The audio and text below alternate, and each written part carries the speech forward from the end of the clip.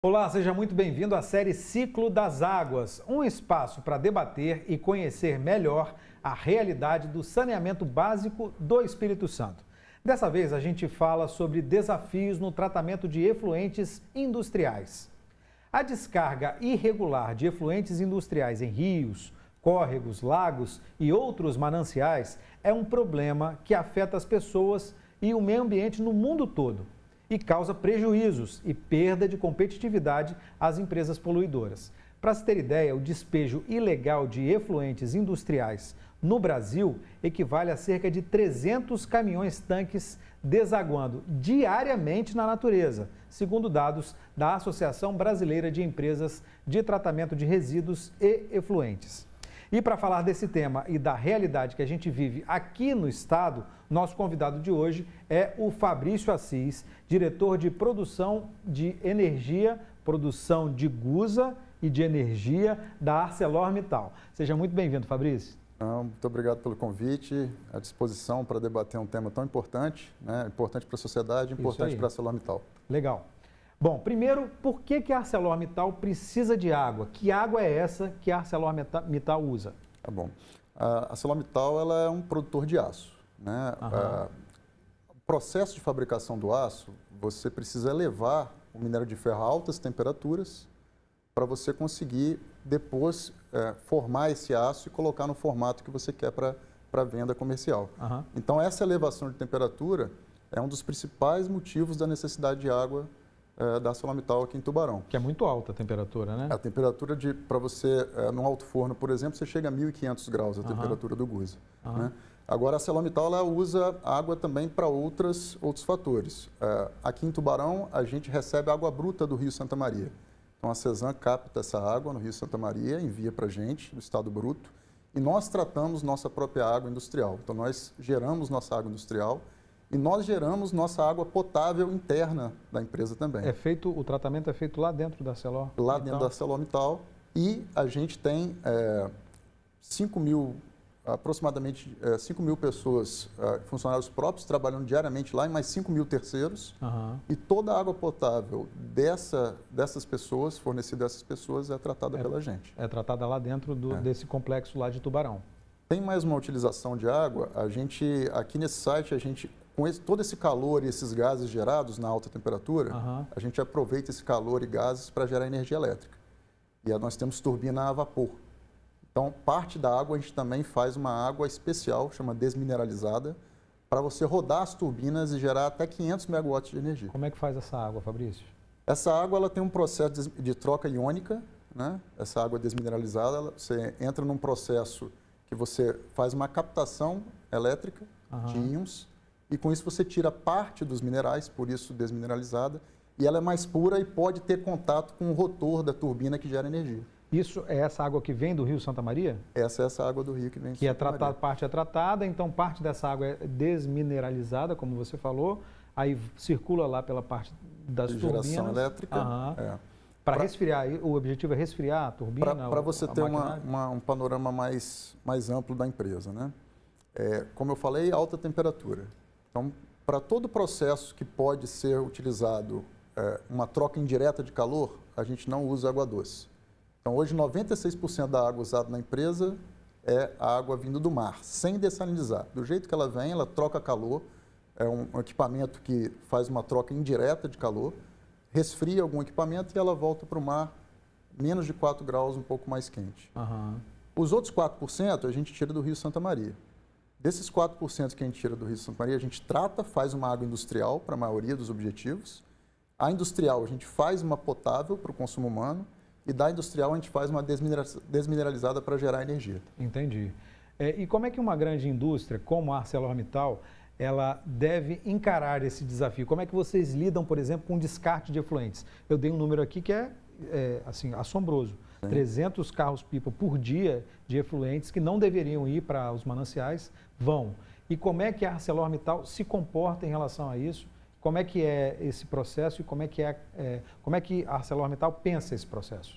A gente tem alguns pilares na gestão estratégica nossa, hídrica, né? E um pilar muito importante antes de tratar é você usar de forma eficiente. Quanto menos você usa, no final, menos você vai descartar. Né? Então, assim, o primeiro pilar para você evitar até custos para você tratar a água é você consumir só o que você precisa, sem desperdício. Né? Isso precisa educação, precisa conscientização. E depois você reusar e reutilizar essa água o máximo possível dentro da unidade. Hoje a gente tem 97% de recirculação de água. Isso significa o seguinte, toda a água que entra, 97% eu volto com ela para o processo. E só 3% eu reponho de água nova. Então, a reutilização, o reuso de água, é uma ferramenta muito importante para você, inclusive, não precisar tratar o efluente que você descarta, porque você está reutilizando ele. Entendi. Então, você tem menos despesa e menos custo com o tratamento, porque você consegue reutilizar. Inclusive, essa é a minha próxima pergunta. Como é que é o histórico de reuso e tratamento de efluentes da empresa? Então, dentro da nossa empresa, a gente tem hoje 11 estações de recirculação de água que atingem... Dentro da planta da ArcelorMittal, lá em Tubarão? Lá em Tubarão, a gente tem 11 recirculações de água que retornam para os mesmos processos, que fazem um pequeno tratamento e retornam para os mesmos processos essa água, no índice de recirculação de 97%, como eu falei. Né? Quando você precisa acrescentar um pouco de água por evaporação ou algum descarte de purga, esse descarte ele vai para um canal, a empresa tem um canal que canaliza todos esses descartes e você tem uma estação de reuso. Então, além das recirculações, das 11 estações de recirculações, nós temos uma estação de reuso. E aí você faz um tratamento maior nela e retorna com ela para a água industrial. Depois que ela foi, o que você não consegue fazer esse tratamento, você tem o tratamento final. E no nosso caso, né, a gente está na costa, né, a gente descarta no mar, com pontos monitorados. Né, nós temos um laboratório interno acreditado pelo Inmetro, né, que a gente controla, além de qualidade de água, controla a vida marinha, né? Isso também é importante. A gente estava conversando que dá muita tartaruga lá, né? Por causa da temperatura da água. Exatamente. Como você tem um retorno de água do mar que trocou calor fica um pouco mais aquecido, isso gera um desenvolvimento marinho importante e que as tartarugas, elas utilizam essa vida marinha para se alimentar, né? E no seu ciclo de migração elas retornam à empresa, né? A gente tem uma parceria com o Projeto Tamar. O Projeto Tamar tem uma estação no nosso efluente final, exatamente nesse lugar que recebe o efluente final. E é uma das maiores estações do Tamar no Brasil, né, pela essa característica de retorno de tartarugas. Você está falando de retorno da tartaruga à empresa, então já dá para botar o crachá nas tartarugas lá, né? São 10 mil pessoas circulando lá entre funcionários e terceirizados, já põe mais umas 10 mil em 10 mil tartarugas. É verdade, a gente cuida dela com o mesmo valor que a gente cuida de um funcionário nosso, né, de um empregado, um colaborador que trabalha com a gente. Mas por que existe essa preocupação toda com o tratamento da água, com o reuso? Como é que isso impacta na relação, na operação da Arcelor? A gente está falando de preocupação ambiental, pura e simples, ou a gente está falando de retorno financeiro? Isso é benéfico financeiramente para a ArcelorMittal?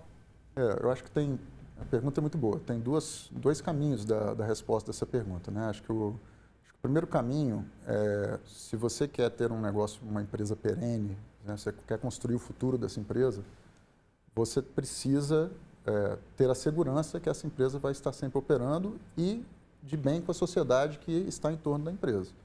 Então, quando você faz qualquer investimento, seja para tratamento, seja para recirculação de água, seja para novas fontes de água, que é um tema que está muito na mídia agora, você está cuidando dessa relação da empresa com a sociedade e da sustentação desse negócio ao longo do tempo.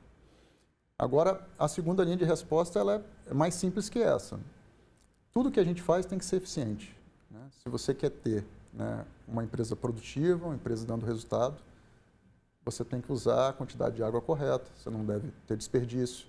Né? O que você tem que descartar, você tem que tratar adequadamente, porque senão você vai ter penalidades, pode impactar seu negócio.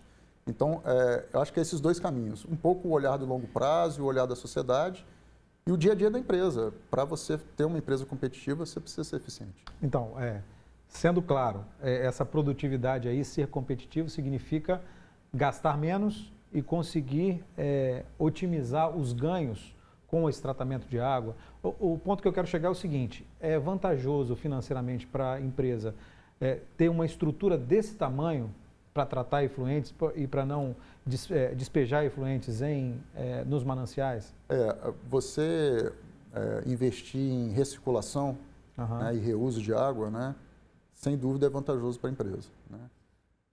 Hoje, se você pensar só economicamente, se você pensar em novas fontes de água, como a dessalinização, Uhum. apesar do custo ter caído muito nos últimos anos, né, Ainda é caro. ainda é caro, né?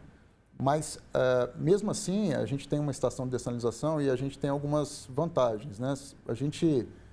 A sua operação, a dessalinização é um processo físico, né? Você injeta uma água com alta pressão numa membrana, que chama-se osmose reversa, Uhum. e você tira os minerais dessa água, o sal e todos os minerais dessa água, né? Nesse processo físico, para fazer isso acontecer, você precisa de muita energia, né? Então, no caso da nossa empresa, a gente teve um grande diferencial competitivo, que a gente tem a nossa própria energia, né? A gente tem um parque gerador grande dentro da empresa, né? E isso trouxe uma competitividade alta para que a gente tivesse essa planta de dessalinização aqui, tá? Mas, de toda forma, você precisa ser competitivo no consumo e no tratamento para você ter o seu custo adequado e ser competitivo no mercado, né? Legal. Vamos falar sobre a dessalinização com mais detalhes mais para frente. Mas o que eu queria te perguntar é o seguinte: a gente está falando da realidade de uma grande empresa, uma das maiores do mundo nesse setor, né? Você acha que é possível adaptar essa realidade que você vive hoje lá para pequenas empresas? Como é que faz isso? Eu acho não só possível, como seria muito saudável, né? Um exemplo simples, né? Algumas empresas pequenas, e a gente recebe muita visita, a gente está muito ativo na Federação das Indústrias, troca muita informação. E um exemplo muito claro é como a gente trata nossas medições do que a gente consome, né? Para todos os processos, a gente tem uma medição de minuto a minuto do que está sendo consumido. A gente sabe qual é o perfil de consumo, sabe quando consome mais que não precisa, né? E, normalmente, a pequena indústria está acostumada com o uso doméstico, né? Que é aquele que você, no final do mês, você vê sua conta, poxa, esse mês gastei muito de água, Vou né? ter que segurar no mês que vem. Então, esse é um aprendizado para a indústria pequena, que ela medir, saber quanto está utilizando, saber quem é o benchmark, quem é o melhor competidor que usa a menor quantidade de água para produzir esse produto.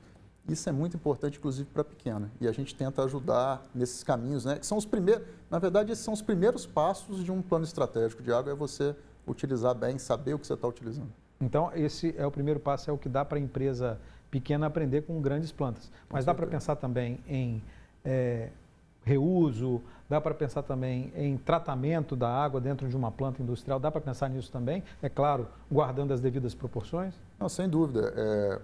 Principalmente quando você começa a ter, já aqui no estado, como é o nosso caso, tecnologias aplicadas, né? Uma recirculação, um reuso de água, quando você faz um plano de negócio, ela é de uma forma, você tem um grau de incerteza, né? Quando você vê uma empresa funcionando com isso e funcionando bem, né? Sem problemas, sem desvios, com todo o rigor ambiental, né? Com todos os cheques que você precisa fazer, isso dá segurança para o pequeno também nesse caminho. E ele já tem a experiência, consegue errar menos. Consegue errar menos, já tem o caminho, já ordem de grandeza de custos ele já tem, conhecimento de mão de obra que vai ajudar na operação e na manutenção, porque se tem um grande que usa essa mão de obra, o pequeno está ali, ele está à disposição para usar a mesma mão de obra. Legal. Como é que agora a gente muda um pouco de assunto, como é que funciona e como é que vai ser essa parceria com o governo do estado para a estação de produção de água e reuso em Camburi? Como é que vai ser isso? Legal. Foi alardeado, todo mundo falou muito disso, Legal. Foi muito comemorado, como é que vai funcionar? Legal. Então, naquele plano estratégico nosso, né, um outro pilar são as fontes alternativas de água, né? E quando a gente trabalhou esse pilar, esse plano nosso já está fazendo 10 anos, está comemorando esse ano 10 anos. A gente trabalhou em 3 fontes, né? Água subterrânea, dessalinização e água de efluente sanitário da comunidade. Esse terceiro pilar, ele foi planejado junto com a CESAM, na verdade é um projeto do governo do estado com a CESAM, e um projeto muito moderno, em que o instrumento, ele chamou a iniciativa privada para participar disso, né? E a gente entrou nesse compromisso como comprador dessa água. Então, qual que é o grande objetivo desse projeto? Esse projeto, ele moderniza uma estação de tratamento de esgoto hoje existente, em Camburi, além de modernizar e tratar esse efluente, ele dá mais um tratamento e permite esse efluente virar uma água industrial. Então, essa estação ela faz 2 papéis. Um papel para a sociedade, que é tratar o esgoto sanitário, e um segundo papel, que é para a ArcelorMittal, que é tratar e transformar em água industrial para a gente utilizar no nosso processo. E você utilizando no processo, você reduz a captação de outras fontes de água. É isso que eu ia te perguntar, como é que fica a estrutura que hoje a ArcelorMittal tem? Vai ser reduzida ou esse novo fornecimento, com essa parceria com o governo do estado, permite que a ArcelorMittal expanda as suas operações? A gente tem uma infraestrutura já montada, né? E essa infraestrutura ela passa a ser menos utilizada, uma vez que eu tenho essa outra fonte de água. No futuro, caso haja um aumento de produção, você pode usar essa capacidade para isso, né? É um benefício, vamos fazer colateral, não é o principal, né? De você ter esse recebimento de água. Legal. Fabrício, um recurso abundante que a gente tem aqui, a gente está na Vitória é uma ilha. O Espírito Santo tem um largo, um extenso litoral, né? E um recurso abundante que a gente tem é a água do mar, não tem jeito. Como é que estão os planos da ArcelorMittal para usar na indústria? Você falou já que uma parte da água do mar já é usada diretamente na ArcelorMittal, mas também falou da dessalinização. Isso. Explica melhor como é que a indústria pretende usar a água do mar e como é que pretende avançar com esse processo de dessalinização. Esse processo de dessalinização, esse projeto é um projeto muito, muito rico, né? A gente começou a discutir isso em 2014, né? E ele é até um pouco intuitivo depois que você pensa um pouco na disponibilidade desse recurso, né? Mais de 97% da água do planeta é água do mar, né? E a nossa empresa está na costa, então você está do lado da água. E há 40 anos atrás, quando a gente partiu a empresa, a gente usou nesse conceito de sem precisar dessalinizar. Onde eu posso utilizar para trocar calor, mas sem tirar o sal. Né? E lá em 2014 a gente falou... Por que isso? Porque dá trabalho, porque era caro, porque não tinha tecnologia para tirar o sal do mar? Naquela época, a tecnologia para tirar esse sal, ele era muito menos expandido do que hoje, né? E certamente custos muito altos, né? Então, foi a sustentabilidade do momento, foi usar a água sem contato, você conseguia o mesmo efeito, que era refrigerar os equipamentos, e não precisava tratar. Mas, para alguns processos em que você precisava tratar, você precisava pegar água do rio, né? Esse foi o conceito quando surgiu. E o conceito atual foi o seguinte: como a gente já utilizava essa água do mar, a gente já tinha um canal de captação pronto, né? Essa é uma outra vantagem competitiva do nosso projeto. A infraestrutura para você fazer um canal de captação, ela é grande, né? E a gente já tinha isso pronto, né? E a parte mais difícil já tinha. E como eu comentei, a gente pode falar que o principal insumo da dessalinização é a energia que você usa para pressurizar a água para passar pela membrana, né? E a gente já tinha energia. Então, em 2014, a gente falou, olha... Que é a energia gerada pelo calor dos... Pelo calor do processo. Seria uma cogeração, né? Uma geração que, além de produzir o aço, você consegue recuperar esse calor e gerar energia elétrica. Então, assim, quando a gente idealizou esse projeto, a gente viu que tinha muita competitividade, que ele daria certo. Começamos a pesquisar bastante, a gente, através do nosso centro de pesquisa, fornecedores, conhecemos muitas plantas fora do Brasil. E a gente aprovou, né, em 2018 e implantou em 2021 esse projeto. E o projeto ele já foi premiado 2 vezes, né? Ele foi premiado pelo Ineditismo, foi a maior planta do Brasil, né? Primeira e maior planta nessa escala. Antes da nossa unidade, tinha uma unidade muito pequena em Fernando de Noronha, né? E a gente implantou essa unidade. E depois ele ganhou um prêmio de responsabilidade social mundial, né? Porque era uma água que a gente... Em tese, a gente tinha no Rio, né? Mas a gente mesmo assim fez o projeto para dar a sustentabilidade que eu comentei no começo. E o processo de dessalinização, ele é um processo relativamente simples, né? É um bombeamento de água, você passa primeiro por filtros, né? Filtros tradicionais, os primeiros filtros, e depois você passa por elementos que chamam ultrafiltração. São elementos que conseguem tirar até vírus e bactérias, antes de você ir para a etapa de dessalinização. Então, você já tem uma água muito limpa, mas que ainda tem minerais, entre minerais o sal. Né? Num litro de água do mar, você tem 35 gramas de sal. E o sal em contato com o processo industrial, ele é muito nocivo. Então, você precisa tirar. O cloreto de sódio, o sal que a gente usa em casa ou a mistura de sais? É uma mistura de sais batizada por cloreto de sódio. Tá? Mas são mais sais? São mais sais. Vai além do cloreto de sódio? São mais sais. E você tira esse sal através da injeção dessa água sob pressão sobre uma membrana. O sal com parte da água fica e a água sem sal passa. Essa água ela está pronta para o uso industrial e a gente junta a nossa rede de uso industrial. Né? A gente não tem a pretensão, e não foi o objetivo do projeto, usar como potável. Né? Na verdade, essa água ela não pode ser usada como potável, porque além do sal, você tirou todos os minerais dela. Né? Então, você teria que remineralizar para você usar como água potável. Aproveitando que você está falando isso, mas é uma possibilidade, a gente estava falando aqui de disponibilidade de água no estado, por exemplo. A gente sabe que se tiver uma estiagem muito demorada, muito longa, a gente tem problemas com os nossos mananciais, os principais mananciais. Em caso de necessidade, olhando para o futuro, daqui a 20, 50 anos, é possível aproveitar essa água e transformar essa água dessalinizada dentro da indústria em água potável, pronta para o uso da população em geral? É totalmente possível e, na verdade, é muito usado. O Oriente Médio todo potabiliza a água. Né? Você vai nos lugares e a água está lá escrita que é dessalinizada. Né? Você consegue perceber isso muito fácil. Né? É porque no nosso uso industrial realmente não fazia sentido. Né? E, de certa forma, quando a gente também, pensando na sociedade, quando a gente implantou a dessalinização e eu passei a usar essa água, eu liberei para a sociedade um volume de água que ela pode usar como potável.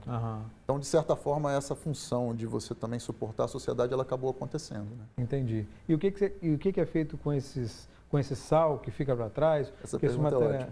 Essa pergunta é ótima e uma das curiosidades de todo mundo que vai lá é essa. Mas e o sal? Como eu falei, parte da água sem o sal vai para ser usado industrialmente, né? E parte da água com o sal, então não é o sal, é uma água mais salgada. Né? Essa água mais salgada, ela retorna para aquele mesmo canal que eu falei que a gente usa 96% de água do mar, que já captava. Então ela volta para o mar, né? Juntando com todo esse montante de água. E a pergunta que o pessoal fala, mas aí não fica mais salgada? Né? Eu falo assim, não, olha só, é um processo físico. Né? O sal que estava no mar foi retirado. Eu usei um pouquinho dessa água. E o sal que estava no mar voltou para o mar. Né? Então, a gente tem, assim, como eu falei, assim, 35 miligramas 35 gramas de cloreto de sal num litro de água. Né?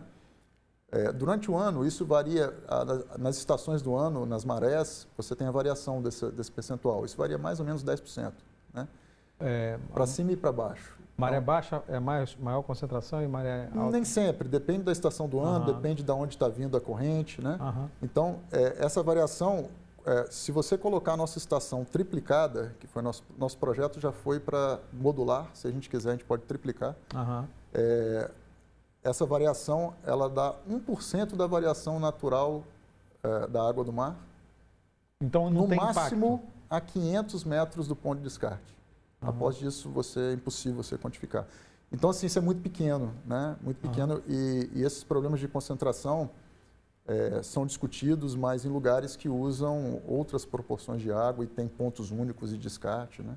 Que é muito longe da nossa realidade. Na verdade, a gente não usa esse recurso que ele é abundante, que é a água do mar, o Brasil praticamente não usa, né? É impressionante.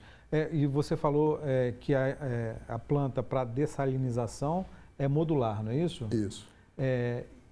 Tem previsão ou tem expectativa de aumentar isso, dessalinizar uma quantidade maior de água? Quais são os planos da empresa para isso? A gente, quando criou o projeto, partindo daqueles princípios que alguma coisa da infraestrutura já nos alavancava, a gente falou o seguinte, vamos usar a infraestrutura e vamos deixá-la pronta para eu poder triplicá-la. Né? Esse triplicar seria uma condição de você ficar com água do rio, possivelmente só para água potável. Né? E a gente já fez a base do projeto para isso. Né? Mas junto com esse projeto, nasceu o projeto junto da CESAM de reuso do esgoto sanitário. Né? Então, eles não são projetos concorrentes, mas a força deles se soma. Né? Então, assim, a gente preferiu que o próximo passo fosse com essa outra fonte, ao invés de colocar todos os passos na dessalinização. Na verdade, a gente tem esse pensamento. A diversificação de fonte, ela é importante, né? Então, você ter essa capacidade de expandir a água do mar e ter a capacidade de expandir o uso de esgoto sanitário, ela acaba sendo bom. Né? Acaba sendo bom. Abre seu caminho do futuro para o seu crescimento. Dá para a gente saber, em números hoje, quanto de água do mar é utilizada, quanto de água do mar é dessalinizada, quanto de água do rio é usado na ArcelorMittal hoje? Sim, sim. A gente, como eu falei, a gente mede isso instantaneamente o tempo inteiro, né? Hoje nós temos firmamos um compromisso voluntário, né, do nosso consumo de água do rio não passar de 1.840 metros cúbicos por hora, são 1.000 litros por hora, né? E de água do mar nós temos a capacidade de 500 metros cúbicos por hora, né? Já a PMI, que é o projeto junto com a CESAM, 720 metros cúbicos por hora. Que não está operando ainda. Não está operando ainda, ele foi licitado mês passado, né? Foi um sucesso na Bolsa, bastante competidor, né? O competidor que ganhou tem experiência no tema, um competidor mundial. A previsão é que ela esteja em operação em 2027. Né? Me explica esse processo. Por que foi para a Bolsa? Por que foi? O que aconteceu? Que processo foi esse? Esse é um processo muito moderno que a CESAM utilizou, né? É um procedimento de manifestação de interesse, começa assim. Então, entidades privadas se interessaram pelo projeto, construíram um projeto. Construir uma estação? Construíram um projeto em papel, vamos dizer assim, qual seria a solução técnica, quanto isso custaria, quanto tempo demoraria a fazer, como eu financiaria, né? E depois... Para tratar a água e passar essa água, oferecer essa água para a empresa. Para receber toda a água que vai para a estação de tratamento de Camburi, da CESAM, eliminar essa estação de Camburi, concentrar essa estação toda numa estação nova que vai ficar na Serra, tratar o esgoto e depois transformar o esgoto tratado em água industrial. E aí, uma vez que esse projeto estava colocado no papel, outras empresas de mercado, foi aberto para o mercado, e aí foi feito através da Bolsa. Outras empresas de mercado avaliaram o projeto e colocaram a sua solução, mais refinada e com seu preço. E a empresa mais competitiva, com o melhor preço, ela ganhou o leilão da Bolsa e foi contemplada aí para ser a contratada do projeto. Qual é a água mais barata para a ArcelorMittal hoje? É a que vem do Rio Santa Maria? É essa que vai chegar da estação de tratamento? É a água do mar? É a água dessalinizada? Qual é? Pergunta que todo mundo faz também. eu vou responder, tá? Mas eu respondo, geralmente eu falo o seguinte, a água mais barata é a água que não falta. Eu preciso de água, nós precisamos como sociedade de água e a ArcelorMittal precisa de água. Então esse pensamento nos faz investir em águas um pouco mais caras, como é o caso da dessalinização e como é o caso desse tratamento de esgoto, né? Que permita que eu tenha segurança hídrica, que meu negócio não vai parar e que eu vou ter segurança para as pessoas lá dentro, eu vou ter segurança para os equipamentos. Mas na escala, né, a água mais barata é a água que a gente trata do rio, depois dela a água dessalinizada e depois dela a água de efluente sanitário. A água dessalinizada é mais barata do que a... Pois é, no nosso caso ela fica mais barata pela nossa energia própria e pelo custo do investimento da infraestrutura já tá colocado. Então a gente teve uma baita solução. Qual que você acha que é o papel da indústria em relação ao comportamento com a água? O comportamento com a água eu digo de preservação, de manutenção, de cuidado para que não falte, como você falou que é a água mais valiosa, é a que não falta. Qual é o comportamento da indústria e qual deve ser o comportamento da indústria daqui para frente? Porque a gente vê panoramas muito nebulosos para o futuro em relação à água. É um bem extremamente necessário, acaba sendo um bem e a gente vê perda de mananciais, a gente vê falta d'água atingindo muita gente sem água e perspectivas muito ruins para o futuro. Qual o papel da indústria para isso? A gente pensa que a gente tem um papel de ser pioneiro. A ArcelorMittal está com esse pensamento, né? A gente precisa trazer soluções, então falei da dessalinização, falei dessa água de esgoto, né? São coisas que não existiam, né? Mas a gente tem que expandir um pouquinho além do que a empresa, né? A gente tem uma série de iniciativas nesse sentido. Eu destacaria duas, né? A gente tem um projeto chamado Projeto Nascentes, justamente no Rio Santa Maria, em que a gente suportou tecnicamente aos fazendeiros, as pessoas que têm propriedade rural no lugar das nascentes, a identificar as nascentes, catalogar, cuidar, as que precisavam ser revitalizadas, cercadas, junto com o INCAPé, um plano para tratar das nascentes. Então, esse é um projeto muito legal e é um projeto plenamente social, né? Porque o benefício é o mesmo para a ArcelorMittal, é o mesmo da sociedade, né? Você cuidar do que você tem, o que você tem já é escasso. Se você não cuidar do que você está indo para o caminho errado. Né? E um segundo projeto muito interessante a gente lançou ano passado, parceria com o Ministério Público, com a Agência Reguladora de Recursos Hídricos do Estado.